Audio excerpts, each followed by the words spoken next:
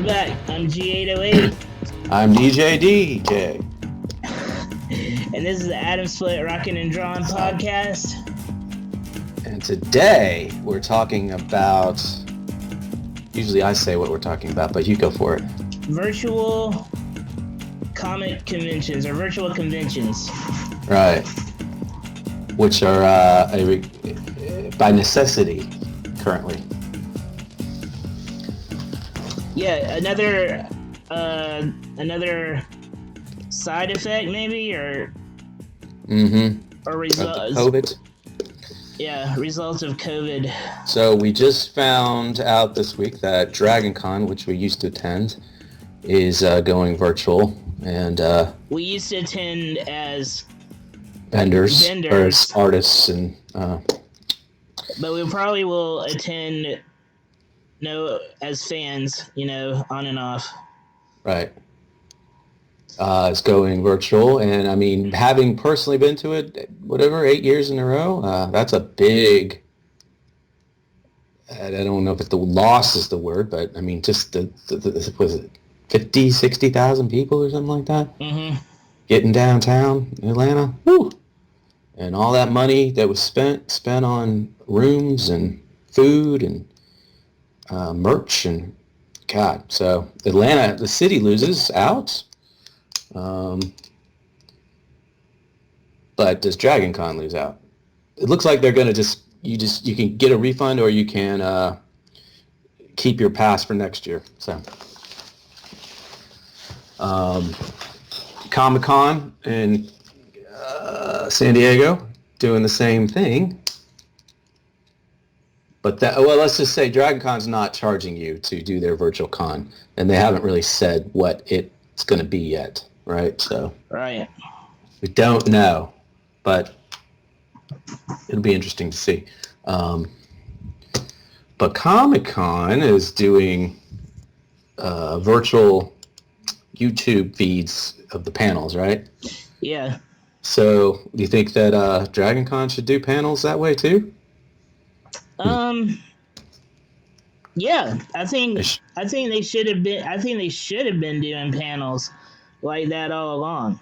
Mm-hmm. I mean, I know I can't get out to San Diego. You mean in addition to real in person? Yeah.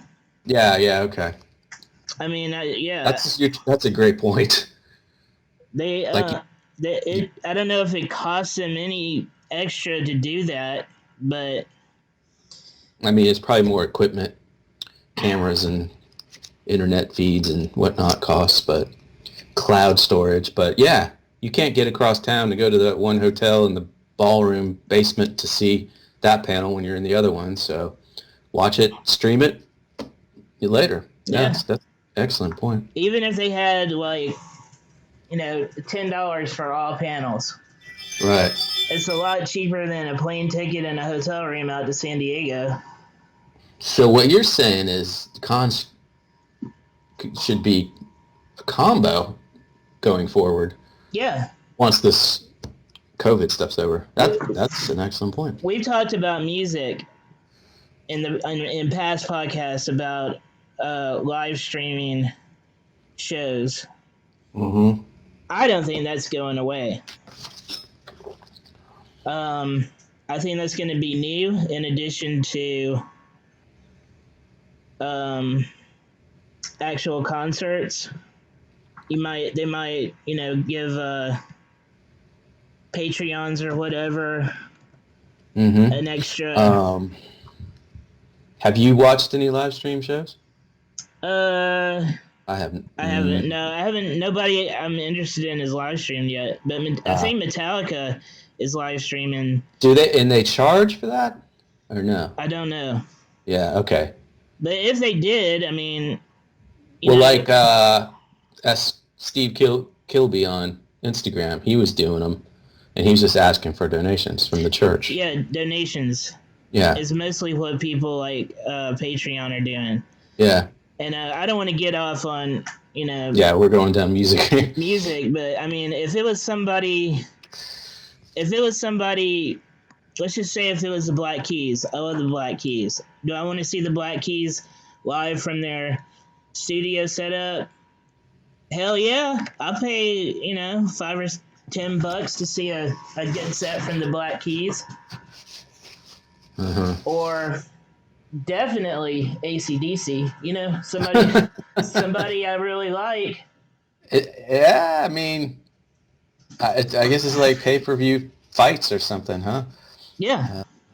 But the problem is they play the same set every time, pretty much. They'd have to mix it up. Well, they did it more than once. They could, because, it's not like we gotta learn all these shows for the whatever tour they're on. I mean, learn all these songs for whatever tour they're on, and then play the same set over and over. They could play some deep cuts. Yeah. And it's not like they have to practice the same songs over and over. I mean, I don't even know if they really need to practice Black and Black anymore. I doubt it. To see them like play in like a nice studio or something would be cool. Yeah. With good cameras and good audio. Kiss. Mm-hmm. And Paul Stanley was doing that kind of stuff. He was doing stuff from his home, and it was cool to watch. And Bruce Kulick has done a lot that I've enjoyed, playing old songs and showing you how to play them and showing his guitars and stuff. So that was great. So there you go. There's a precedent that's being set for right. Additional things you can do virtually, and conventions can, I hope, go along with that. That's a great point. So I guess you go back to the question of what drives everything? Money. Can they make money currently doing just virtual? And we just talked about how Atlanta is losing tons of money from people not being there, but the organizations themselves are obviously going to lose money. Yeah, the cons are going to... go ahead. I was just or can they make more money because they don't have to limit attendance, and they can have 200,000 people log on instead of 60,000 people in person? Probably not, but so I don't know right now whether or not the cons are gonna. I think they're gonna not do as well financially, just virtually. Mm-hmm. But I don't think money. I know money is the reason why everybody does things, but I don't think money is the biggest draw, or the biggest draw for people at conventions. I think people are the biggest draw for people at conventions. I think people want to go there live in person to see friends they don't see except once a year. They want to go there and see cosplayers dressed up as their favorite characters and take pictures of them live. Mm-hmm. Yeah. So ComicCon's doing a virtual masquerade of cosplay. Is it close to being the same? Not really, right? I wouldn't think so. Mm-mm. But I'm not. I mean, even if I was way into cosplay, I don't think it would be as fulfilling as it would be to be there live. I think when I'm 65, I might get into it. Like, try to dress up as old-time people, Like, you're gonna dress up. Yeah, right. You're gonna maybe just as a joke. I didn't know if you meant like you were gonna get into like watching cosplay. No, I'm gonna start doing it. Yeah. Okay. Because I'll need something fun. Hopefully, something fun to do then. Man. When you're retired. Yeah. That's gonna be your retirement. We could hobby. take cosplay into retirement homes. They could dress up like Benny Hill and Carol Burnett and all kinds of stuff from the old days. Archie Bunker. Archie Bunker. That's actually not that crazy of an idea. But I digress because I'm trying to come up with new ideas. So Wizard World, you know, they have all these pop culture things. So, for instance, they're having panels, like they have a Blazing Saddles event July 9th, and you can talk to the actors for 50 video chat for like 2 minutes for $50. So, what is this? Wizard World, Okay. as we've talked about, has, Cheers, and now they've got Blazing Saddles, and they have these weird pop culture people. Battlestar Galactica. Ooh. The TV show. The old one or not, the new not one? Not the old one, the new one. So for $60 on July 14th, this podcast will probably not be edited by then, you can talk to the actor Aaron Douglas live video chat instead of going to the physical con. This is their way of going virtual. I don't know. Is it like a one-on-one talk? I think so, yeah. All the actors, there's old Mary McDonnell. Or you can buy their photo signed for $45. All that kind of stuff. One-on-one talk. That really depends on the show. Yeah, if it was somebody I really liked, I might do it. I might, yeah. I mean, there's no other way you could at a convention. Right. That's new. Right. That's, I mean, these days, everything, whenever you do something, you're a pioneer because it's never been done before. Pretty much. Nobody's ever, nobody's ever had a one-on-one conversation at a convention. All you get is maybe a hey and let's take a picture. Right. Right. So unless you buy something really big that they made. Yeah. So, and I'm not saying that's every case at every convention ever. I'm just saying. Right. That's a possible improvement if you're really a fan.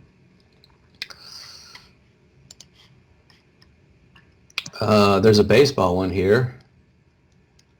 Virtual experiences talking baseball. Roy White, Bobby Valentine, and Jim Leyritz. You know those guys?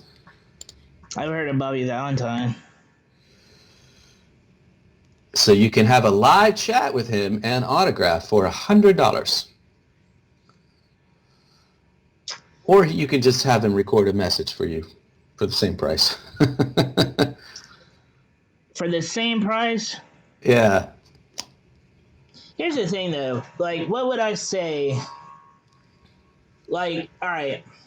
Right. Say I wanted to see, like, let's just say Wizard is having A-Team reunion. Because that was my favorite show when I was a kid. What would I say to Mr. T? I mean, it's been so long. I loved you as You make a great point. What would I say to those people? It's like you'd almost rather just have your picture with them. Yeah. Now you make a good point, and this could be a future topic.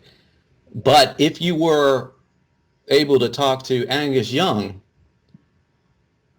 who's still AC/DC, you might actually have something to say and ask. Whereas Mr. T just played that part for 4 years back in the 70s, right, This might always been my rub with these things, but I might have something to say, but even though what could I say to Angus Young? Like, could I say you were my soundtrack to every summer for 15 years because I cut the grass and listened to AC/DC, or like I understand you play the Gibson SG, but I don't know anything about guitars or how you set it up or anything. I mean, you could say to Mr. T, you were my Saturday Night TV for 4 years. Well, after I cut the grass in the 70s, Yeah. I guess same thing. It seems all right. It seems weird to me to want that, but now, unless you are an actor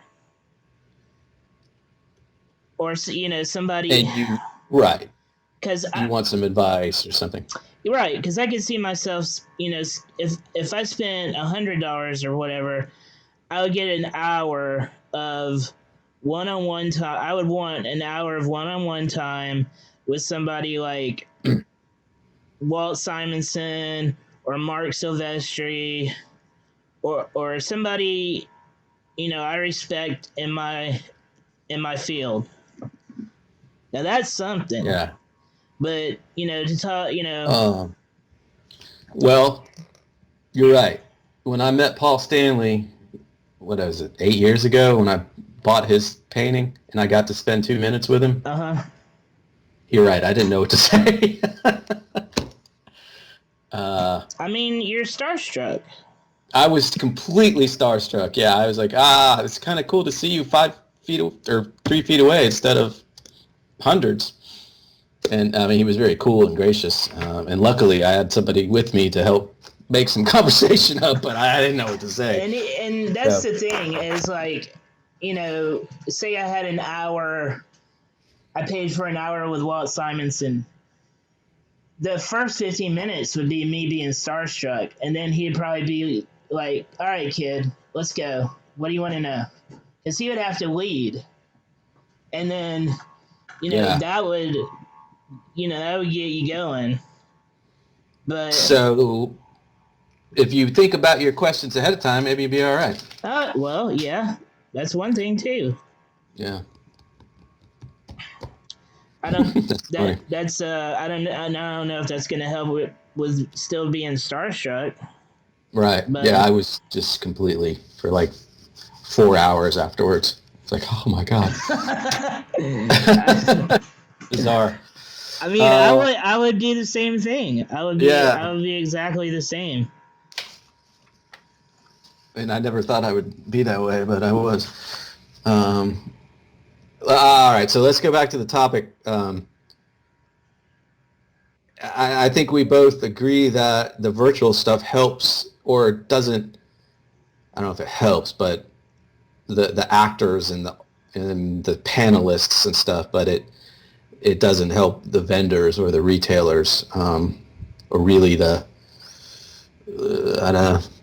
more common level people at all, really, because they don't really get to participate, I don't think, in this unless they put up a store where you can virtually browse everyone's booths, but I don't think they have time to do that or wherewithal. Well, what would that even mean, though? Because say, like, I wanted to browse somebody's booth. Say you want some swords. Okay, say I wanted a sword. Say I wanted the Highlander sword or whatever, and I go and browse the booth, and I'm like, ooh, I like that Highlander sword. I want that. Oh no, somebody's already bought that. Well, you can't buy it on the fly. But I don't know if you can all shop at the same time. That's right. You got many levels there. You got, well, I mean, if they could actually, or like us, if we were doing it, we could attend the booth virtually for 8 hours a day during that 3-day period and wait for people to click in and ask questions. And then you got to have an e-commerce thing to sell. I don't know. It might could work. I don't know if I would wait 3 days if somebody was offering me something, offering us like. Nah, it'd be first come, first serve. Yeah. Interesting thought, though. So, like my day job is part of what I do is make games digital games for business trade shows, which are kind of like they're conventions for business stuff. Mm-hmm. And all those have been canceled. And so they try to go virtual. And we had a client switch to that last month. And they had like a virtual booth, that site that you went to with signs and all kinds of stuff. And hardly anybody went. I mean, it was not a return on investment, as we say in business. Nobody really participated in it. So, but ComicCons are different because it's a little bit more diehard fan base. Business ones, you got to go because it's your job or whatever. So if you're home with your kids, you don't necessarily going to go log on there. But I don't know. Well, I don't know. I mean, if you say you're at a business trade, say you're, I don't know, you're at a boat show, and you had you're at a virtual boat show, and you had a game about, trying to dodge things in the water while you drive a boat, or whatever, and what you do online is not what you do in real life. Like, That's an excellent point as well. When you read your email, if you get a message from a newsletter, even if it's something you signed up for that you like, if you read the first couple of headlines and then you delete it and move on. You read headlines online. Right. You read memes online. You don't stop and smell the roses or play the game. You don't have to. No, yeah, you just get in and get out. But when you're at a trade show, you're there. So if you're there, you might as well be present. You might as well participate. Yeah. And get some hands-on experiences. But if you're not if you're not there, or if you're there just to, I'm here to buy 15 boats, and I'm gone. I don't need to play any games. I know what I want. Oh man, come on. I know what I want for whatever I need these boats for, and I'm out. Yeah. That's how that's how people play games on the computer. You play a little bit of this game, you play a little bit of that game. That's how you conduct yourself on digitally. Is not how you conduct yourself in real life. Right. So, virtual cons. Any other thoughts we didn't cover?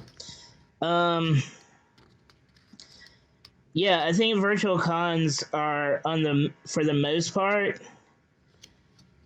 to keep the convention culture alive. Mm-hmm. On life support for as long as the pandemic is going on. Yeah. I don't think I don't think, and just like live streaming for bands, I don't think they're going to be the way forward. But I think your point of a combo thing is right on. Yeah. I think they will be a combo, yeah. And then, money-wise, for an extra $25, you get the virtual, watch any of the panels or whatever. Attend the masquerade party virtually. That would probably be pretty interesting. Yeah. All right. I mean, there's some things I would like to do, even if I was at a con, there's some things I would like to do virtually just because, I don't want to be out late. Right. That's what I was thinking. It's like, I wouldn't mind going to those crazy cosplay parties that are at midnight, but yeah, if I could kind of just watch it as a fly on the wall, yeah, I might do that. Or the award shows or panels that I missed because I was in other panels. there's a lot of merit to putting things online that you never have before, but I don't think it's going to replace the community feeling of comic conventions. Trade shows, I don't know, but comic conventions where it's fan based and not business based, even though business has a lot to do with it, I don't think those are going to go away whenever the new normal or the old normal comes back. All right, well, that's just short, but a lot of good stuff, conversation there. Yeah. Some good ideas, some good points, I think. So let's play a tune while you work on page 138, which it looked like it was still a disaster, but I thought you were on to another battle part. Well, what's so evil Colby knocked over good Colby in the last page, and now Disaster is flying through the middle of him and knocks him down again. Right. And then evil Disaster comes through and he knocks him down again. And then they're like, come on, man, that's rude. We were in the middle of our own fight.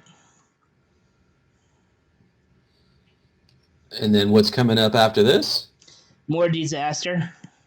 Yeah, okay. All right. I've had this song Scorpion Crunch on my mind from Battery Powers EP because of the lyric, my mind, I think that I'm losing it. In light of all the stuff that's going on in the USA today. So I wake up and it's unusual when your own lyrics are repeated in your head, but that's what's happening to me this week. So I was going to play that. I can't remember I've lost track of what we played and what we haven't, but can you hear that? Yeah. Yeah, okay. So Scorpion Crunch off the Battery Powers EP. My mind, I think that I'm losing it.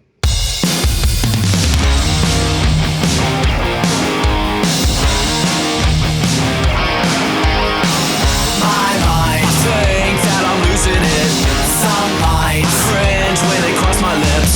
Split screen. We're old yet we're new again. Get me. Think I'll go through with it. These fines just can't begin to pay. Good time. Best behave and get on my way. I know the turn.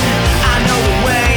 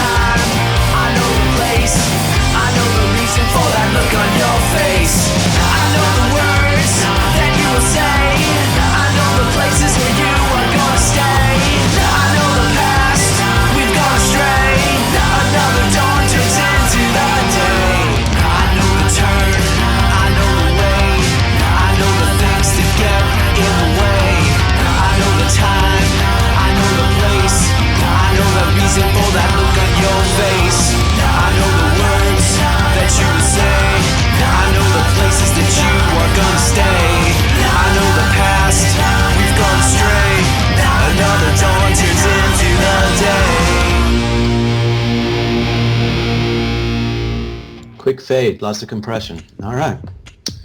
Scorpion Crunch off the Battery Powers EP from a couple years ago. Available on iTunes, streaming, and physical CD. Please purchase or stream. Yeah, you can get it on Spotify. Plus an excellent Jack Kirby-inspired cover with art by G808. That's me. All right. All right. Well. Anything else? No, I think that's it. I think we covered a good current event topic. Yeah. All right. Once again, I'm G808. I'm DJD. And stay tuned for another Atomsplit Dropping and Drawing podcast coming your way soon. Right, as well as the page posted and some new music coming up. So, until next time. Until next time. See ya.